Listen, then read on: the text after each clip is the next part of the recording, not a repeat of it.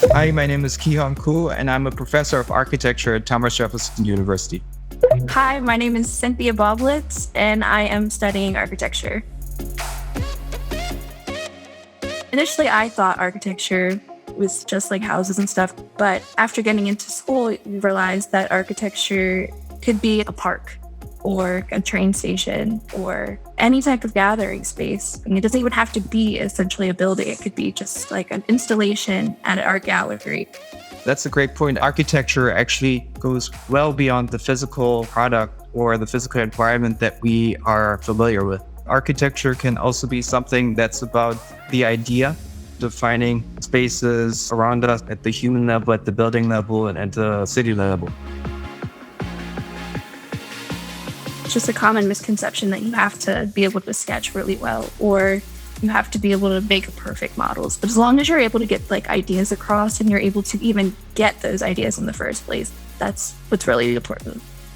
One thing that I would definitely think is important is curiosity. Someone who enjoys exploring, investigating, experimenting. The ability to collaborate was important because once we do get into the workforce, that's how it's always going to be. Architecture is inherently a very multidisciplinary field that requires collaboration between many professionals and many people.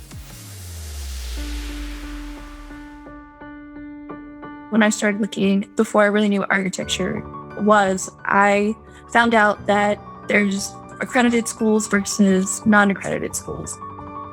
Initially, I didn't completely understand the licensing process, so I figured I don't know exactly if I want to become a licensed architect in the end, but I'd at least like to be able to have that option. And I think the advantage still of the 5-year degree program would be that you have a compressed time frame between from when you graduate from high school and you enter the field. You could contact organizations like the AIAS. They have programs that support high schools and they offer mentorship for high school students. I know I have had a few friends that have had connections with firms that they were able to do like really light internship. There are some summer camps for Thomas University programs that may be a good introduction to get an understanding of what architecture is. Also, I think you want to make sure that the mission of the architecture school that you're looking at is forward thinking, it's forward looking. For example, sustainability is an important mission in many architecture schools. Oftentimes, it's actually very likely that a school that's located in an urban environment may also be an advantage because then you have easier access to the network of firms that exist and work with these architectural schools.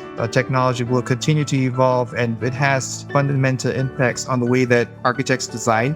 And so having easy access to the most recent technology, I think would be something that I look forward to. Just having like different types of technology, such as like a CNC machine or a 3D printer, having a laser lab and doing like just stuff like that, that makes your process of working a lot easier. I definitely appreciated that at Jefferson.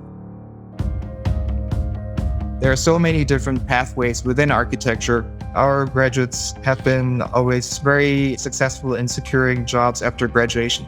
Most of the students actually decide to enter the field directly. Some of our undergraduates do pursue an advanced degree or seek advanced studies in a related field like urban design or construction management. Some of them have entered joining firms like Google X. One of our graduates is a professor at MIT.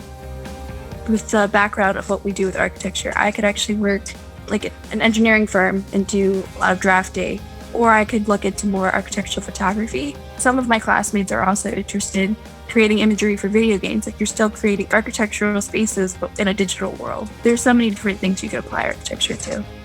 Architecture definitely is a major economic driver in almost every country. So architecture as a field has a huge impact on all human activities, and that's not going to change, I think, ever.